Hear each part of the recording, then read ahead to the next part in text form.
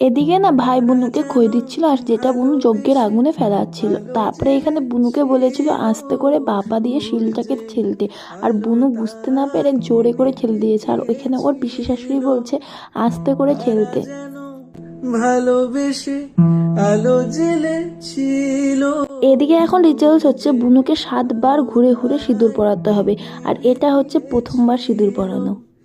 নিজের ছায়ার পিছে সিঁদুর পরানোর পরে না বুনুর মুখটা একদম অন্যরকম লাগছিল, একদমই অন্যরকম লাগছিল।